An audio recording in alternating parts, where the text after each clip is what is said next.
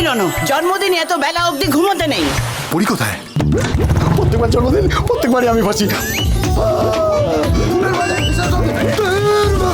জন্মদিনে বোনের মুখ না দেখে সে চোখই খুলবে না। যেন বোনকে চোখে হারাচ্ছে।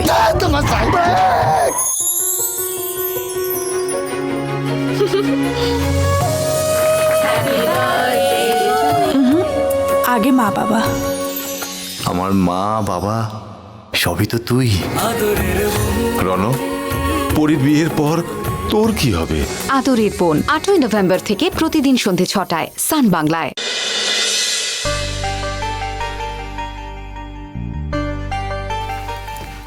লাবণ্য, আমি বেরোলাম। হ্যাঁ, বেট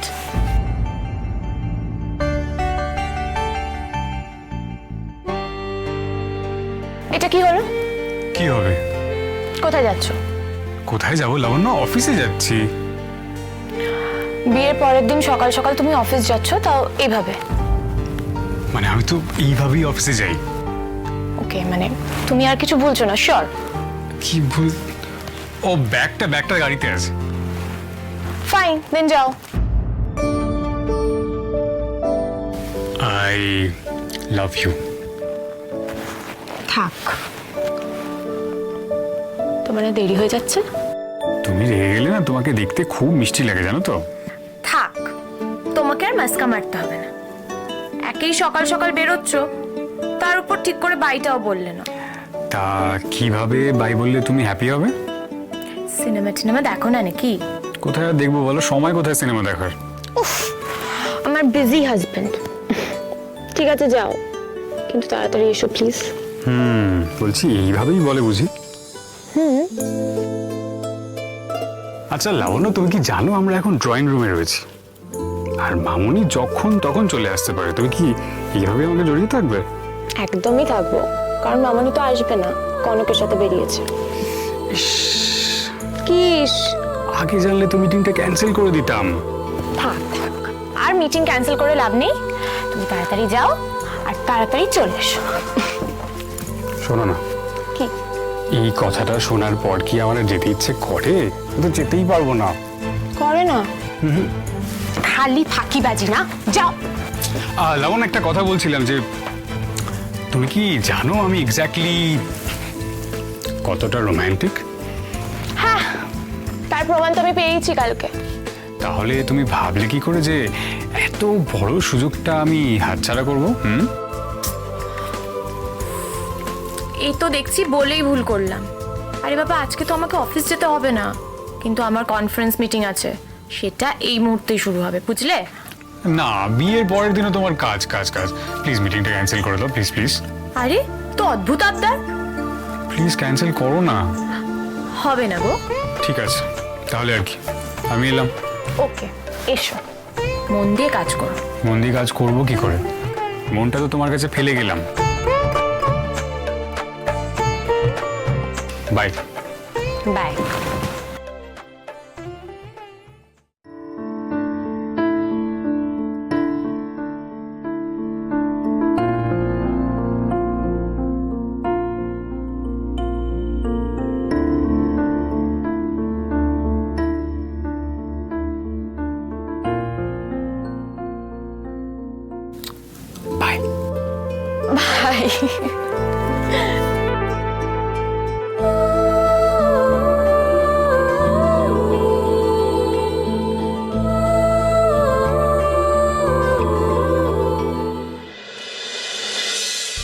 উমা, তুমি ক্রিশকে নিয়ে কখন বেরোবে? জানি না মাসিমা, এরা যে কি করছে আমি কিছু বুঝতে পারছি না। সৌর্যর তো কাল থেকে কোনো পাত্তা নেই, আর ক্রিশ সেই যে বাথরুমে ঢুকেছে 2 ঘন্টা হয়ে গেল, এখনো বেরোনোর কোনো নাম নেই। একটা ছেলে যে এতক্ষণ ধরে স্নান করতে পারে এটা আমার জানা ছিল না। মামু, ক্রিস্তা কাল সারা রাত গোডাউনে ঘুমিয়েছে, তাই হয়তো স্নান করতে এত সময় নিচ্ছে। আর কোথাও জায়গা পেলে না, শেষমেশ গোডাউন। আরে কি করবে, এইটুকু তো বাড়ি, একটা বদ্ধ জায়গা, তো গোডাউনে না ঘুমিয়ে কি করবে বল দেখি? জামাই বাবু, আমি কিন্তু রেডি। বাবা, এতক্ষণে তোমার দেখা মিললো। ও বাবা, তোমরা সবাই চা খাচ্ছ? সুন্দরী, আমার চাটা কই? এই তো দিচ্ছি ক্রিস্তা। জামাইবাবু আমি চাটা খেয়ে বেরোচ্ছি, হ্যাঁ? হ্যাঁ, কোনো অসুবিধা নেই, এমনিতেই তো অনেকটা দেরি হয়ে গেছে। ক্রিস্তা, মামু তাহলে আর শুধু শুধু বেরিয়ে লাভ নেই, উনি হয়তো কিছুক্ষণের মধ্যেই চলে আসবেন। এই তুই থাম দেখি, কিছুক্ষণ কিছুক্ষণ করে তো অনেকক্ষণ হয়ে গেল। না না উমা, আমার ব্যাপারটা ভালো ঠেকছে না, তুমি বরং নাচ জামাইয়ের আপিসে গিয়ে একটা খোঁজ নাও। আপনারা সৌর্যকে এখনো বাচ্চা পাবেন, তাই না? এক রাত্রির বাড়ি ফেরেনি বলে আপনারা এত টেনশন করছেন। Good morning. এই তো ভাই এসে গেছিস, তোর জন্য জানি সবার রাতে ঘুম হয়নি। হ্যাঁ সত্যি, আমরা সবাই তোমার জন্য অপেক্ষা করে বসে আছি, আর তুমি। জামাইবাবু আমি তো তোমাকে বলেছিলাম না, মানে আমার দেরি হবে, আমার আজকে সকালবেলা যে আমি ফিরবো সেটা তো আমি আগেই জানিয়ে দিয়েছিলাম তোমায়, বলো। তুমি না বলেছিলে ভোরে ফিরবে? এখন কটা বাজে? অ্যাকচুয়ালি কাল থেকে টানা শুট করে যাচ্ছিলাম তো খুব টায়ার্ড হয়ে গেছিলাম, তাই ভাবলাম ফ্লোরে একটু রেস্ট নিয়ে নিই। আর চোখটাও লেগে আসছিল, তাই একা ড্রাইভ করে ফিরবো পারতাম না জামাইবাবু। সে তো একবার ক্রিশকে ফোন করে দিলেই হতো, ও গিয়ে নয় নিয়ে আসতো। দেখো আমরা তো থাকবো না, কিন্তু সুন্দরী তো থাকবে।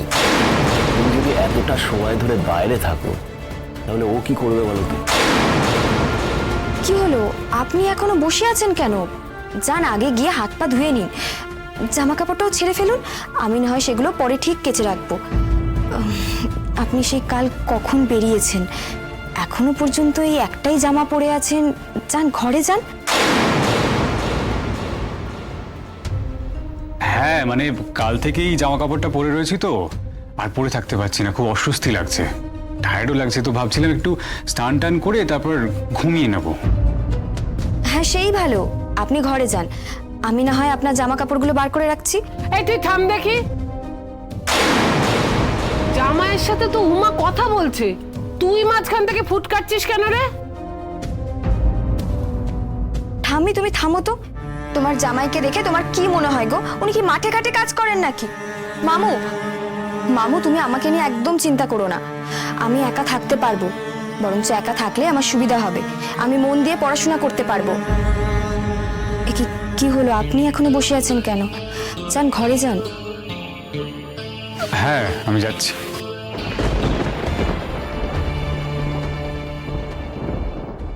বাবা ঠাম্মি, দেখলে একজনকে বিয়ের পর কেমন বদলে গেছে? তাই তো দেখছি, ওনার সামনে আবার ওনার বরকে কিছু বলা চলবে না। তো এইটাই তো হওয়া উচিত, সুন্দরী তো ঠিকই করেছে। হ্যাঁ তুমি তো এখন সুন্দরীরই পক্ষ নেবে, তোমার বন্ধুর হয়ে কথা বলছে না? সুন্দরী না আমার বোন হয়, আমি এমনিও ওর পক্ষই নিতাম। আমি তাহলে সবাইকে জল খাবারটা দিয়ে দিই। সবাইকে না, বল মামুকে। আমরা তো সেই কখন থেকে জলখাবার খাবো বলেই বসে আছি, কিন্তু তোর এইদিকে কোনো খেয়ালই নেই। তখন থেকে আস্তে আস্তে ঝিমিয়ে ঝিমিয়ে কাজ করে যাচ্ছিস, দেখে মনে হচ্ছে কাজের প্রতি তোর কোনো এনার্জি নেই। আর যেই মামু এলো অমনি একেবারে হুড়োহুড়ি পড়ে গেল। তুই থামবি মালিনী?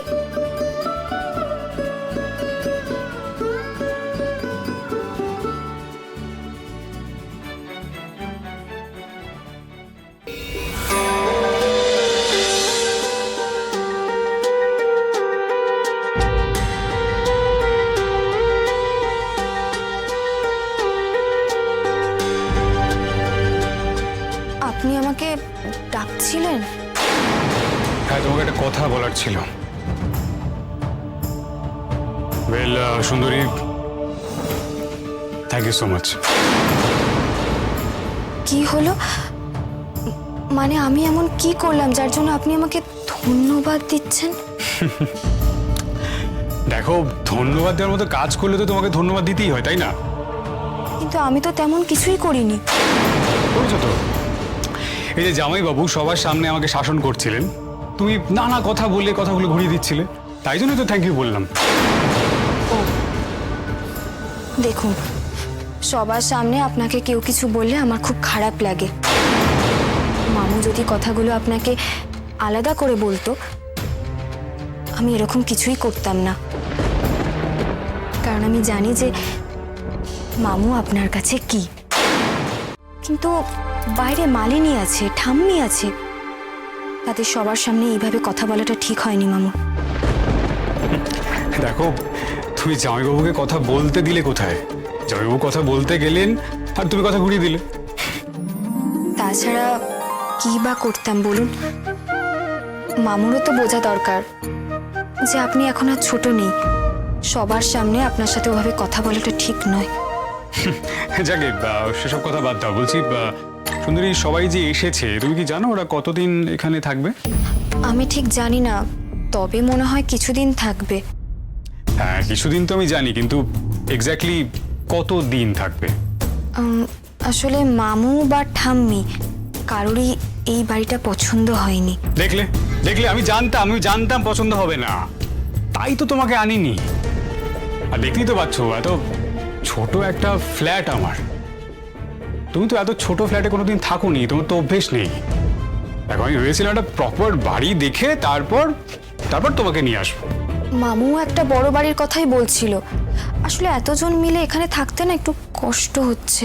বেশ কষ্ট হচ্ছে যখন, তো চলে যেতেই পারে। কষ্ট মানে এত একটা ছোট জায়গার মধ্যে এতজন মিলে থাকা যায় নাকি? তো চলে গেলেই তো পারে।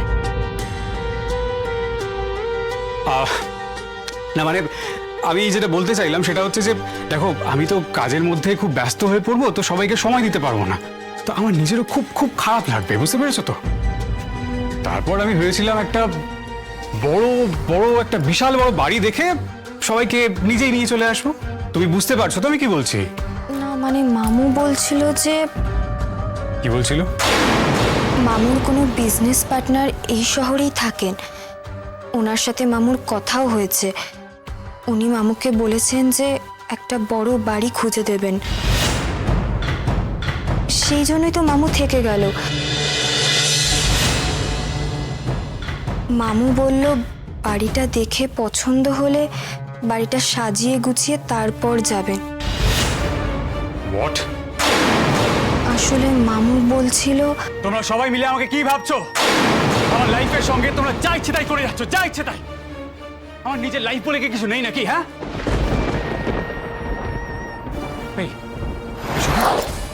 তুমি কি ভাবো যে আমার লাইফে ডিসিশনের মতো কোনো ক্ষমতা আমার নেই? হ্যাঁ, আমাকে বিয়ে করতে হবে বললে বিয়ে করতে হবে, আমাকে বাড়ি চেঞ্জ করতে হবে বললে বাড়ি চেঞ্জ করতে হবে।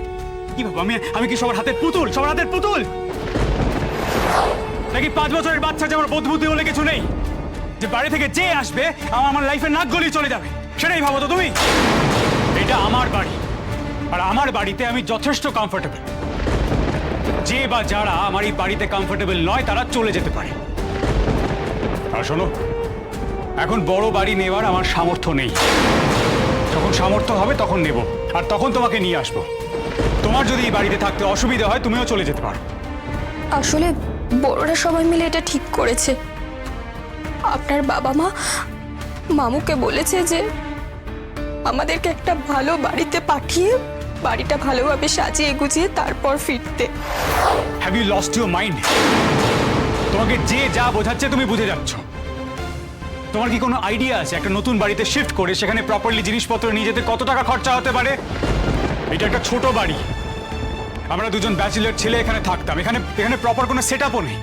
এখন নতুন বাড়িতে গেলে সব নতুন করে সেটআপ করতে হবে। আর তাছাড়া এখানে কিছু জিনিস আমার আছে, কিছু জিনিস ক্রিসের। আমরা শিফট করলে তো ক্রিস আমাদের সাথে শিফট করতে পারবে না, আর জিনিসপত্রগুলো নিয়ে যেতে পারবো না। আর নতুন বাড়ির জন্য নতুন করে সেটআপ করতে হবে। একবার ভাবো তো সেটা কতগুলো টাকার ব্যাপার। এই বিয়ের চক্করে আর কাজের কত ক্ষতি হয়েছে তোমার কোনো আইডিয়া আছে? নেই তো? এই সদ্য কাজ শুরু হয়েছে আমার, এখন এত টাকা খরচা করা আমার পক্ষে পসিবল নয়। আবার কাকে বলছি? তুমি তো আবার ওদেরই দলে। মানে আমার লাইফে একটাও কোনো মানুষ নেই যে আমার পরিস্থিতিটা প্রপারলি বুঝতে পারবে। সবাই নিজের মতামত আমার উপর চাপাতেই ব্যস্ত। Disgusting. শোনো, তোমার কথা তো ওরা খুব শোনে। আমার একটা উপকার করবে? কি? আমার পরিস্থিতিটা আমার পরিস্থিতিটা দয়া করে একটু ওদের বুঝিয়ে বলবে? দেখুন, আমি এই কথাগুলো ওনাদেরকে অনেকবার বুঝিয়েছি, কিন্তু ওনারা কেউ আমার কথা শুনতে চাইছেন না। এখন আমি কি করব বলুন? ওনারা আমাকেও না জানিয়ে এখানে নিয়ে এসেছেন। আমি যদি জানতে পারতাম তাহলে আমি কখনোই কলকাতায় আসতে চাইতাম না। তুমি কি করতে বা কি করতে না সেটা জানার আমার কোনো দরকার নেই, আমি জানতেও চাই না। তুমি এখন কি করবে সেইটা আমি তোমাকে বলে দেবো। আমি এখন অফিসে যাচ্ছি। অফিস থেকে ফিরে এসে যেন দেখি তোমরা কলকাতা ছেড়ে সবাই গ্রামে চলে গেছো। বুঝতে পেরেছো তো? তাছাড়া তোমার জন্য আমার অলরেডি অনেক ক্ষতি হয়ে গেছে, আমি চাই না আমার আর ক্ষতি হোক। কিন্তু ফিরে যাওয়াটা তো আমার হাতে নেই। তাহলে তোমার হাতে আছে কি? কি আছে তোমার হাতে? মানে আমাকে বিপদে ফেলা ছাড়া আর কি আছে? শোনো, তোমার মতো ধরিবাজ মেয়ে আমি আরেকটাও দেখিনি, জানো তো? কিসের প্রতিশোধ দিচ্ছ? বিয়ের রাতে তোমাকে যে কথাগুলো বলেছিলাম সেগুলোর প্রতিশোধ নিচ্ছ তো? আর বাড়ির লোক সবাইকে তো হাত করিয়ে নিয়েছো। এখন বাড়ির লোকের সামনে প্রুফ করতে চাইছো যে আমি কতটা খারাপ, আদতে আমি কতটা খারাপ একটা মানুষ। আর তোমার সঙ্গে আমি সংসার করতে চাই না, এটা তো? তুমি নিজে তোমাকে টাইট দিতে পারবে না, সেই ক্ষমতাও তোমার নেই। তাই তুমি কি করছো? আমার বাড়ির লোকের হেল্প নিয়ে আমাকে টাইট দেওয়ার চেষ্টা করছো। তোমরা এক্স্যাক্টলি কি ধরনের মেয়ে বলো তো, যে মেয়েরা ছুঁচ হয়ে ঢুকে ভালো হয়ে বেরোয়?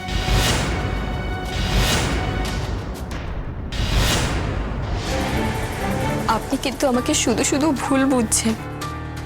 কলকাতায় আসার সিদ্ধান্ত যদি আমার হাতে থাকতো, আমি এত তাড়াতাড়ি আসতাম না। আমি অপেক্ষা করতাম যে কবে আপনি এসে আমাকে নিয়ে যাবেন,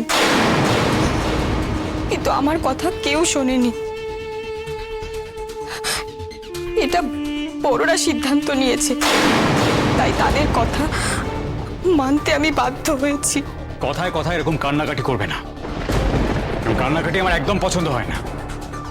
কি প্রবলেম কি তোমার? মানে সত্যি কথা বললেই তোমার চোখের জল বেরিয়ে আসে, নাটক করতে শুরু করে দাও, তাই তো? আমি তো একবারের জন্য বলিনি যে কলকাতায় তোমাকে আমি নিয়ে আসবো না। আমি শুধু একটু সময় চেয়েছিলাম, কিন্তু তোমরা আমাকে সেই সময়টুকুই দেবে না। ঠিক আছে, তোমাদের যেটা মনে হচ্ছে তোমরা করো, আর আমার যেটা মনে হচ্ছে আমি করব। থাকো, তোমরা সবাই মিলে এই বাড়িতে থাকো, কিন্তু আমি থাকবো না। আমি থাকবো আমার অফিসে। আপনি দয়া করে এরকম করবেন না, এতে বড়রা রেগে যাবেন, আপনাকে ভুল বুঝবেন। ভুল তো বুঝেইছে। ভুল না বুঝলে তোমার মতো একটা মেয়ের সাথে আমার বিয়ে দেয়? যারা আমাকে চেনে না বা যারা আমাকে বোঝে না, তাদেরকে নতুন করে চেনাবার বা বোঝানোর আমার কোনো ইচ্ছে নেই। তাই তাদের যা ইচ্ছে তারা করতে পারে, আর আমার যা ইচ্ছে আমি করব। তারা যদি এখানে থাকতে চায় তাহলে থাকুক, আমি থাকতে পারবো না। শুনুন প্লিজ, আপনি আমার কথাটা শুনুন। আমি কথা দিচ্ছি যে আমি ঘরের এক কোণায় পড়ে থাকবো, আপনাকে এক ফোঁটা বিরক্ত করবো না, প্লিজ।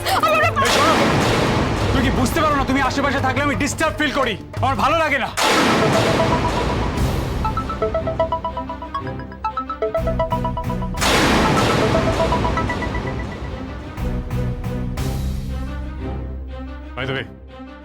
তোমাকে যা কথা বলা হয়ে গেছে, তুমি এখন যেতে পারো, যাও।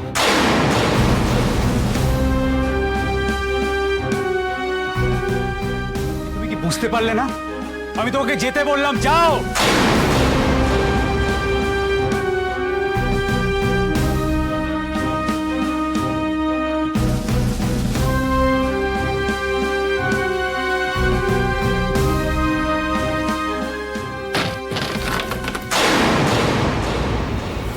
লাবণ্যর আবার কি হলো? মানে লাবণ্য এখন কেন ফোন করছে? উফ, আর আমি পারছি না। এই সুন্দরীর জন্য চোরের মতো আমাকে থাকতে হচ্ছে। লাইফটাকে এবারে পুরো শেষ করে দিল আমার। তাও একটা প্ল্যান করেছিলাম ওকে সারা জীবন গ্রামের বাড়িতে রেখে দেওয়ার, কিন্তু সবাই মিলে প্ল্যানটাকে ভেস্তে দিল। মানে আমি আর পারছি না নিতে। যাই হোক, দেখি লাবণ্য কল করে আবার কি বলছে।